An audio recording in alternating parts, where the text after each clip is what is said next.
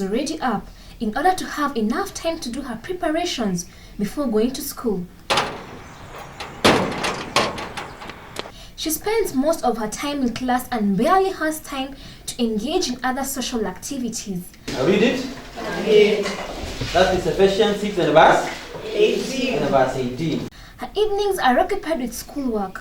Her story is one among the many that young school-going children narrate.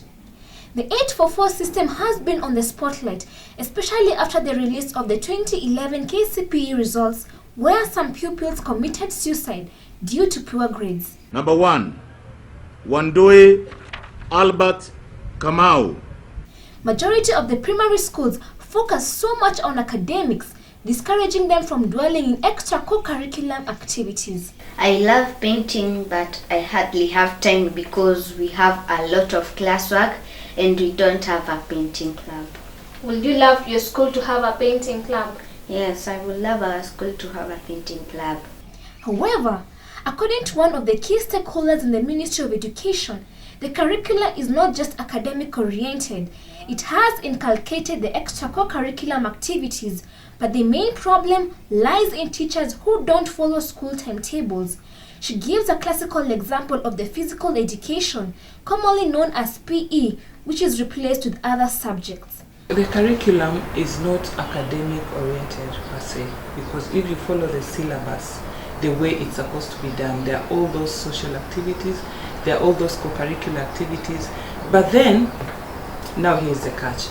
Come at the end of KCP, the secondary schools will not want to know, is a child very good in basketball? Is a child good in debating, public speaking? All they look for is the mark, the mean score. So this has made the teachers now actually make the curriculum academic oriented, because they know you have to produce results so that the child can go to a good high school.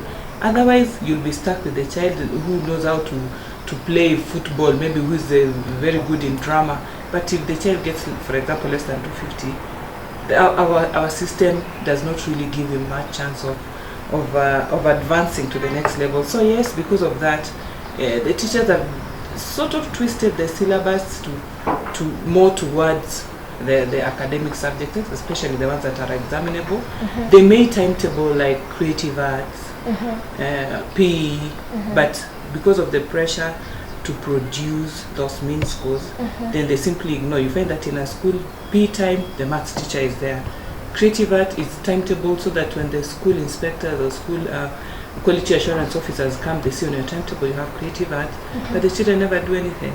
Talent Academy has become the buzzword simply because society has become alive to the fact that a child must have something else beside education in order to remain relevant in a typically dynamic world. A view echoed by the Assistant Minister of Education, who strongly believes that it's imperative to have talent academies. Excellent idea. They should be emphasized and they should be part and parcel of our education system. Very important. But even as these suggestions are being fronted, one school is ahead of the pack. Established solely as a talent academy and located at the heart of the leafy suburbs of Karen, the National Youth Talent Academy is the first academy in the country and the only thriving talent academy in Africa. For the other countries, the programs kind of are failed. The Kenyan program is growing in leaps and bounds. Maybe it's because of the conceptualization of the whole idea, because this is not, it's not a high school, and it's not a vocational training institution. It's purely talent. It was launched in May 2010 as a pilot project and is fully funded by UNICEF. But what is the story behind its formation?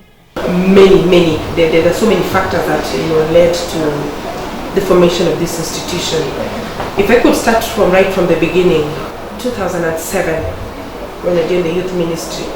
Now the ministry at that time had 8 strategic themes, and one of the strategic themes was youth, leisure, recreation, and community service. And this was basically looking at what the young people are doing during their leisure time. What recreation activities are they participating in? And then trying to bring the young people to embrace community service, giving back to the communities that have nurtured them, that have raised them, not really through money because they don't have the money, but in kind. The institution admits students to talent in music, dance, film, theatre, football, and volleyball. The students are indeed blessed with marvelous talents. The music class is indeed a true witness to this fact.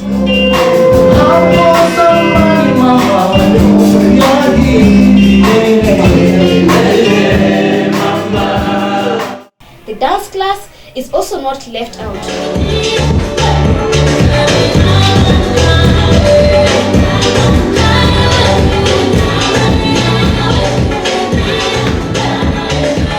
With the amazing dance moves, one is just left to stare and appreciate the diverse talents.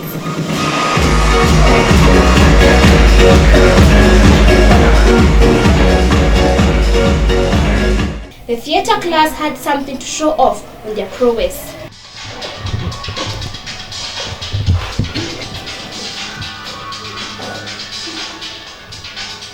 Mbona tunapigana ilhali sisi ni mandugu? Tujifunze kupendana daima, tuwe imara. And when it comes to football, the school's team is on top of the game. With the help of their coaches, they have managed to win a couple of tournaments. All of them. You've won all the tournaments? Yeah, and scored. The students have indeed explored their full potential from this program. I swam, I danced. From the moment that I was conceived, I kicked my mom's stomach.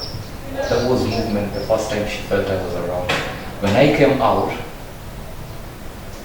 I had to be beaten in order for me to produce sound. When I settled, I was still, no more movement, but when I woke up, it was still dance. We moved from the moment that we conceived. If dance is truly your calling, no matter what people do, and no matter what people say, you cannot be stopped from expressing it. You cannot. It's impossible. And aside from dwelling on talents, the students are also taught life skills at Marie Center in order to build all-rounded characters. And just like other schools, they are assessed after a given period of time based on their talent as well as other skills which they may have acquired. So apart from the their capacity as the skills area, this one is a leader, So we look at what else can we build, so that it's not just that film, that filmmaker and all that. He's not the other person who is just managing the camera. But then what else can we develop in him?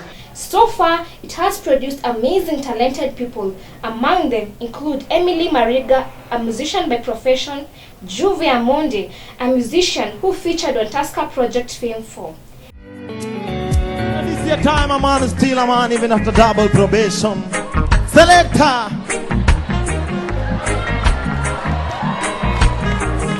A man is still a man, whether him wear jacket and tie or walk barefoot. The only difference is whether him good or evil. However, the students have faced some challenges owing to the fact that talent has not yet found a firm foundation. They felt that talent should be accepted and people should erase the myth that those who focus on their talents as a career are only rejects of the education system. Seriously, talent academy with the brains, the good brains here, who did so well in high school. Some of us left the education to pursue talent first, then career will follow later. But a serious combination of the brain and the talent will be the best for the economy at the moment. Another challenge is that when you tell someone, okay, people in Kenya don't appreciate dance. Not everybody appreciates dance. You find that ukiambia mtu unafanya dance is like anakuuliza dance. Your perception in Kenya watu wengi wako nayo. So mjua kama huna ile passion and heart as a dancer, you can't manage. There are various individuals who have dedicated their lives to concentrate on their talents as a career. Among them include Eric Omondi, a sensation of the Kenyan comedy stands who made weekly appearances on the famous Churchill Live. Let me tell you one thing. For Luos, money is not a problem. For Kikuyus, money is not everything. It is the only thing. Jalango, an actor who features on a local comedy that airs on Citizen. This is what I love. This is it makes me complete. I'm complete when I'm on stage. I'm complete when I'm doing what I love and I do it well. That's my career. That's what pays my bill. That's what fuels my Range Rover. That's what makes me live in Mudai. JKUAT, a renowned musician in the Kenyan scene, they are living example that one can ride high just on the ability of the talent. Indo place na kula, indo place na shiba, indo place na nona. Indo place mabeste zangu wanakula fiti, watu wanaishi fiti. Tumetengeneza studio, tunasaidia wale wasanii wako chini, wanainuka, wanajisaidia, wana record bure as long as kuna talent. So nashukuru Mungu kwa ile opportunity nimepata kuweza kuperformia watu wana appreciate. Nimekuwa kwa industry for more than 10 years na bado watu wanisikiza. So ni kitu nashukuru Mungu sana. The huge task lies in parents who play a major role in nurturing and developing their children's talent. They believe that children have the opportunity to enhance their talent. I think what parents should do is create an environment where you can be able to support the academics, but also support the talent side. Because when you now have the two running together, you have even a better person out of the program. But then academics can also, the talent can also be used now to push the young people to the next level. I think first of all it's because you're the one who would easily recognize the talent. It's easy I think than a teacher to recognize, because you're always with this child. And two, I think the responsibility will be on you really to nurture that particular talent. And then three, I think that a parent will go over and above. You see, a teacher has many students to work with, not just yours. So a parent, on the other hand, would have that limited focus, and therefore it can be intense. So you can really nurture, give a lot of time and resources to a child's talent. Are you giving them enough support? I hope I do. I try, because what I do is they have extra classes for the music. In fact, my daughter just recently did the British exams for piano, grade 3. She's reading grade 3. She's soon to do her violin exam. So I do invest in that. During the holidays, I do actively take them for swimming. I sometimes even get a teacher to help them with the swimming. And more importantly, when they have school functions and events, I go there and I really support them and cheer them along. I think that sort of helps to know that it's an important thing to me. In as much as I'm celebrating their report forms, I'm also celebrating their other achievements. My parents are the best. If all parents could be like their parents, my parents would ask me, hey, when you play this year? And the costumes, they would buy me costume. Not in the school. They would come and watch my plays. So I would get confidence and say, I'm here today because my dad was my #1 fan. Yeah, in those dramas. Yeah, he would come and watch and laugh. And so, what are the benefits of school-going children engaging actively in social activities? The benefits are that they improve a child's social skills, interaction with others, which you would not normally get in the class. It builds teamwork, but I think most importantly it builds discipline, especially if you have to combine your social activity with classwork. It means you have to really manage your time well, and it also makes you multi-skilled, which is a good thing. All the top performing schools are the best in sports and other games activities. Take for example Nile High School is the best school in hockey. Take for example Maranda that has now topped. Last year they were the runners up in basketball. So academic success goes hand in hand with the co-curricular activities. Education is key to life, yeah? But talent is also key to life. Yeah? If you can sing, if you can dance, if you can act, if you can make people laugh. Mimi gari yangu ilibaiwa na comedy. Yeah, I went to school, yeah? But the money that bought this car was through comedy. Because what I'm doing is not what I learned in school. But school was important to me because of other things, so that I can relate to people. It will not be advisable to keep these children in class throughout, because they will burn out very fast. And when they burn out very fast, they will not perform as well as you intend them to perform. And at the end of it all, we shall only produce what we call academic robots. Somebody who is very good in class, the moment you take him out or take her out, the fellow is completely disorganized and out of place. But you never know how far this child will go or how successful this child will go. You may pump in a lot of knowledge. We have seen people who have been forced to be in the class throughout. They have even gone up to university. They have done that degree, they have got the first class. After that, they went back to their parents with the degree and said, Daddy, this one is yours now. Let me do my job. The fellow took over the microphone and started singing.